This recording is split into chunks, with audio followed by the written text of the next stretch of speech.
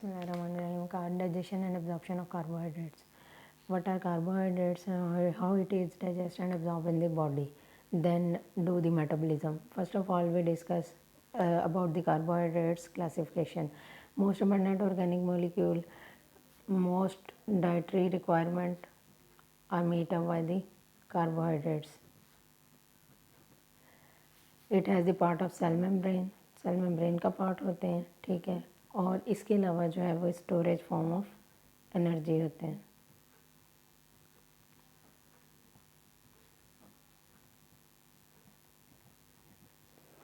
ठीक है, अब जो है वो क्लासिफाई कैसे करते हैं इनको। क्लासिफिकेशन डिपेंड करती है नंबर ऑफ कार्बन एटम्स पे और या प्रेजेंस ऑफ कार्बोनाइल ग्रुप के कौन सा कार्बोनाइल ग्रुप प्रेजेंट है। कार्बोनाइल ग्रुप मीन्स के आइदर दे आर एल्डिहाइड्स और ketones.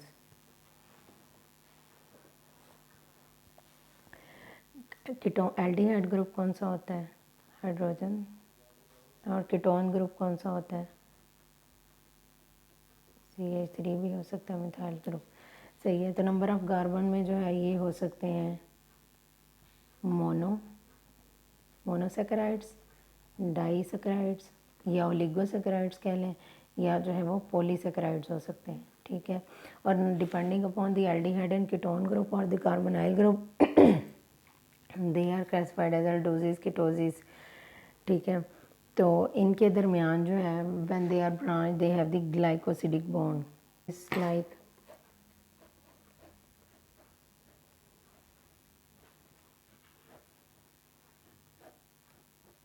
that is the glycosidic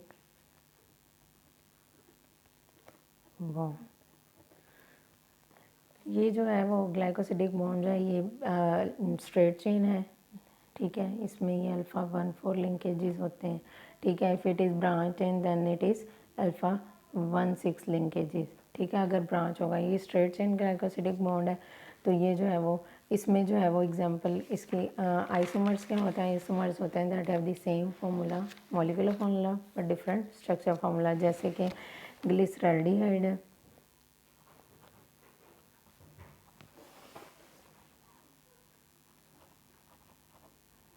या जो है वो डाईहाइड्रोक्सी एसीटोन है। ग्लिसरल्डिहाइड में क्या होता है, carbon CH2OH OH that is the glyceraldehyde, ठीक है। इसमें क्या है, कार्बोनाइल ग्रुप कौन सा है, एल्डिहाइड ग्रुप है। और अगर जो है वो डाईहाइड्रोक्सी एसीटोन होगा तो उसमें क्या होगा, दोनों साइडों पे कार्बन एटम होगा, CH2OH, ठीक है। That is the dihydroxy acetone, that is the acetone group and that is the, इसमें कार्बोनाइल कार्बन एसीटोन है और इसमें जो है वो एल्डिहाइड है, ठीक है। इसके अलावा जो है वो आइसोमर्स जो ये that are the isomers of each other, they have the same chemical formula but different structure formula.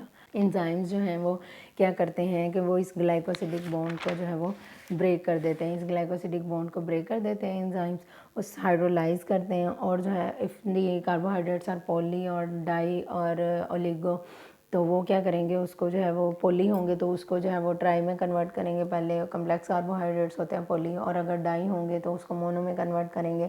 Carbohydrates absorb always absorb in monosaccharides in the form of monosaccharide. 3 forms होती हैं जिनमें जो है वो कार्बोहाइड्रेट्स एब्जॉर्ब होते हैं, fructose, glucose and galactose।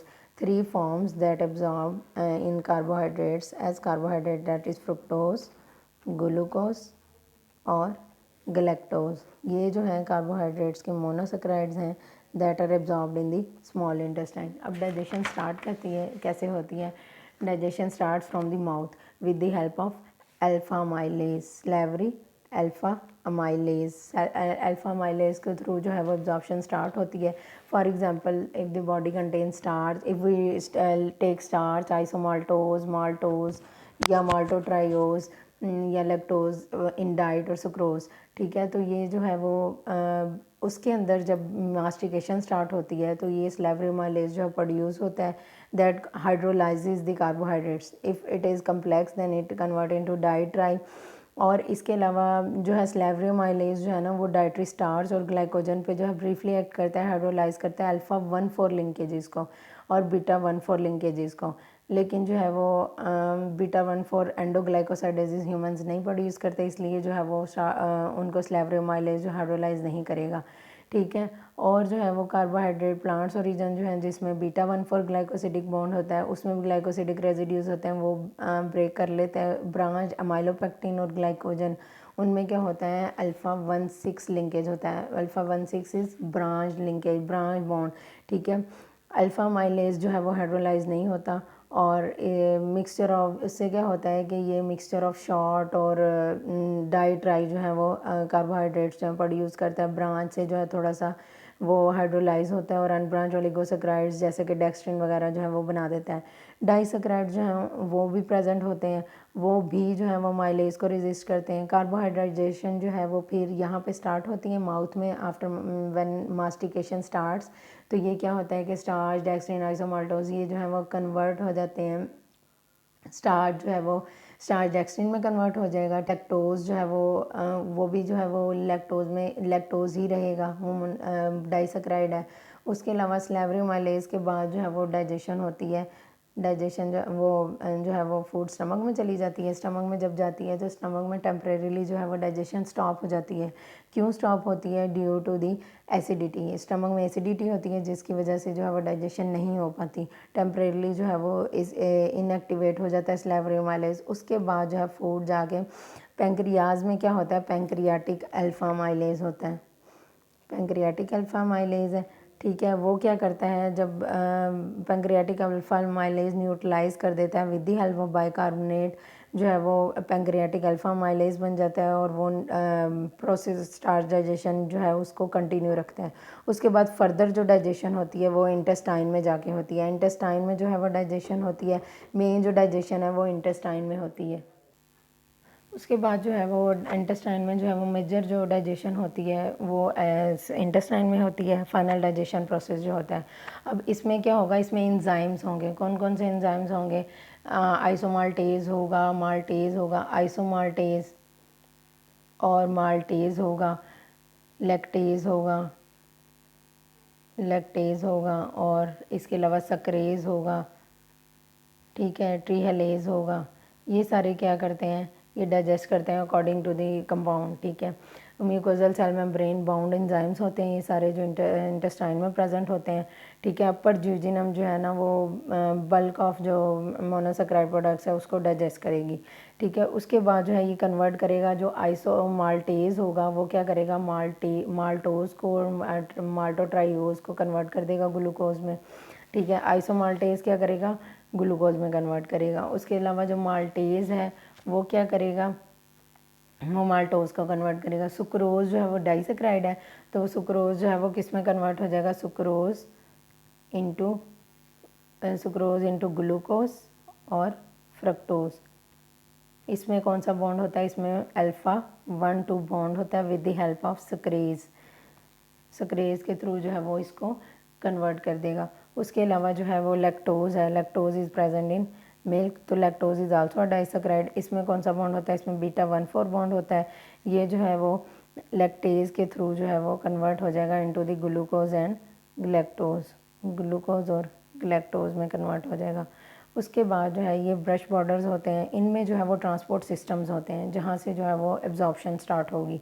Digestion हो गई with the help of amylase in the intestine. ठीक है। उसके बाद ये डाइजेस्ट हो के ग्लूकोज बन गया, ग्लैक्टोज बन गया, ग्लूकोज फ्रुक्टोज बन गया, मोनोसैकराइड्स में कन्वर्ट हो गए। मोनोसैकराइड मैंने पहले बताया 3 है, ग्लूकोज, फ्रुक्टोज एंड गैलेक्टोज जो एब्जॉर्ब होते हैं। अब एब्जॉर्प्शन कैसे होती है, with the help of transporter system. Transporter system जो है वो ग्लूकोज ट्रांसपोर्टर सिस्टम हो सकता है या सोडियम डिपेंडेंट होता है। सोडियम डिपेंडेंट जो है वो या सोडियम डिपेंडेंट होता है या सोडियम इंडिपेंडेंट होता है। इंडिपेंडेंट होगा उसमें क्या होगा कि ये पैसिव सिस्टम होता है। पैसिव सिस्टम होता है तो ये जो है विदाउट एनी जो है वो एक्सपेंडिचर ऑफ एनर्जी जो है वो ग्लूकोज एब्जॉर्ब हो जाता है। एक्स्ट्रा सेलुलर ग्लूकोज जो है इन ट्रांसपोर्टर्स के साथ बाइंड करता है। बाइंड करने के बाद जो है ना इसकी कन्फर्मेशन को अल्टर करता है, कन्फर्मेशन चेंजेस करता है because it is made of protein, और ग्लूकोज को ट्रांसपोर्ट कर देता है across the cell membrane via the facilitated diffusion.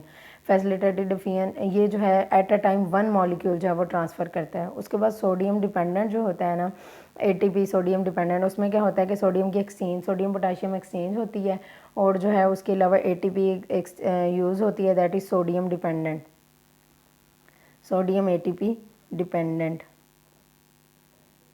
ATP dependent, ठीक है। इनमें क्या होता है कि with the exchange of sodium potassium, sodium out and potassium in, with the expenditure of ATP, ये जो है वो ट्रांसपोर्टर सिस्टम ओपन होते हैं और ग्लूकोज या ग्लैक्टोज जो है वो एंटर हो जाता है within the cell. Sodium जो है वो उसमें क्या होता है कि ये अगेंस्ट द कंसनट्रेशन ग्रेडियंट जा रहे होते हैं from the low concentration to higher concentration, इस वजह से जो है वो ATP यूज़ होती है।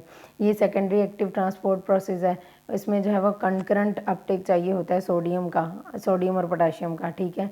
और ये कहाँ पे होता है, ये एपिथेलियल सेल्स ऑफ इंटेस्टाइन में होता है, रेनल ट्यूब्यूल्स में होता है, कराइड प्लेक्सस में होता है। कराइड प्लेक्सस जो है वो क्या है, वो ब्लड ब्रेन बैरियर का पार्ट है जिसमें जो है यही GLUT1 जो है वो भी प्रेजेंट होता है वे। उसके बाद एबनॉर्मल डिग्रेडेशन ऑफ अगर डाइसक्राइड्स होगी तो क्या होगा, that is the absorption. Absorption होगी, एब्जॉर्प्शन से जो है वो क्या होगा कि जो ये मोनोसेक्राइड्स एब्जॉर्ब होने के बाद ब्रश बॉर्डर से सेल से जो है वो अंदर ब्लड में चले जाएंगे, ब्लड में जाके पोर्टल सर्कुलेशन में जाएंगे, पोर्टल सर्कुलेशन लिवर में जाके जो है ये बॉडी में डिस्ट्रीब्यूट हो जाएगा ग्लूकोज। उसके बाद जो है वो डिग्रेडेशन होगी तो क्या होगा, डिग्रेडेशन में हमारे पास जो है वो अगर एबनॉर्मल डिग्रेडेशन होती है that leads to osmotic diarrhoea.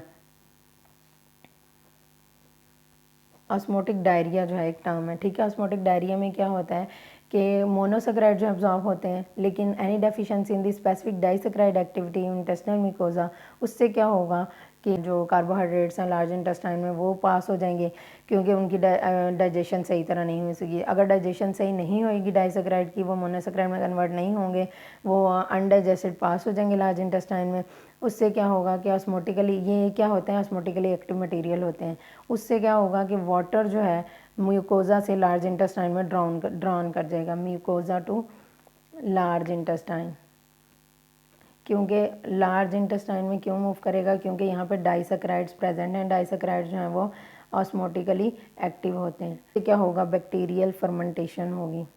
ये होगा कि large volume of carbon dioxide और हाइड्रोजन गैस प्रोड्यूस होगी। उससे क्या होगा, एब्डोमिनल क्रैम्प और डायरिया वगैरह होगा, एब्डोमिनल क्रैम्प, फ्लैटुलेंस, डायरिया, उससे सारा कुछ जो है वो पेनफुल सिचुएशन जब क्रिएट हो जाएगी। अगर जो है वो जेनेटिक डेफिशिएंसीज हो गई डाइजेस्टिव एंजाइम में, जैसे कि इंटॉलरेंस हो जाती है, डाइसेक्राइड इंटॉलरेंस हो जाती है, जैसे कि lactose, the example is the main example is the lactose intolerance. Small intestine है, ठीक है, स्मॉल इंटेस्टाइन में जो है वो लैक्टोज जो है वो लैक्टोज कन्वर्ट नहीं हुआ या लैक्टोज की जो है वो डाइजेशन नहीं हुई लैक्टेज डेफिशिएंसी की वजह से, लैक्टेज डेफिशिएंसी हो गई है जिसकी वजह से जो है लैक्टोज की जो है डाइजेशन नहीं हुई, तो उससे क्या हुआ है, वो वैसे ही लार्ज इंटेस्टाइन में मूव कर गया है, लार्ज इंटेस्टाइन में मूव कर गया है, जिससे क्या हुआ है, लैक्टोज की बैक्टीरियल फर्मेंटेशन होगी, बैक्टीरियल फर्मेंटेशन।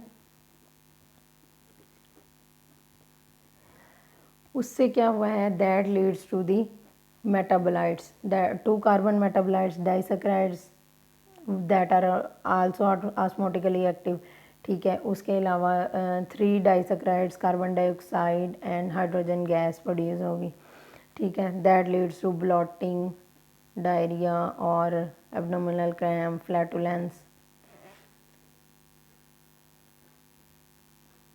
ये है लैक्टोज इंटॉलरेंस, इसको कहते हैं लैक्टोज इंटॉलरेंस, और मोस्टली अडल्ट्स में लैक्टोज इंटॉलरेंस हो जाती है due to the any defect, inherited defect की वजह से भी हो सकती है। उसमें जो है वो क्या करेंगे कि ट्रीटमेंट क्या है इसका, reduce consumption of milk, eat yogurt and cheese. Yogurt और चीज़ क्यों खा सकते हैं, वो भी डेयरी प्रोडक्ट्स हैं, लेकिन वो क्यों खा सकते हैं, क्योंकि इनमें बैक्टीरियल फर्मेंटेशन हुई होती है और इस वजह से जो है वो हम यूज़ कर सकते हैं। और यूज़ लैक्टेट ट्रीटेड प्रोडक्ट्स, ठीक है, लैक्टेट या पिल्स ले लें, उससे जो है वो हो सकता है। उसके अलावा कंजेंटल सक्रेज आइसोमाल्टेज डेफिशिएंसी हो सकती है, सक्रेज और आइसोमाल्टेज डेफिशिएंसी। इसमें क्या होगा, इसमें ये 2 एंजाइम्स नहीं प्रेजेंट होंगे, जिससे इंजेस्टेड अनडाइजेस्टेड जो सक्रोज और माल्टोज जो है वो लार्ज इंटेस्टाइन में चला जाएगा। उसके अलावा इससे जो है हम इसको डायग्नोज कैसे कर सकते हैं, ओरल टॉलरेंस टेस्ट से, क्योंकि हाइड्रोजन की स्मेल भी जो है वो ब्रीथ में आना शुरू हो जाती है।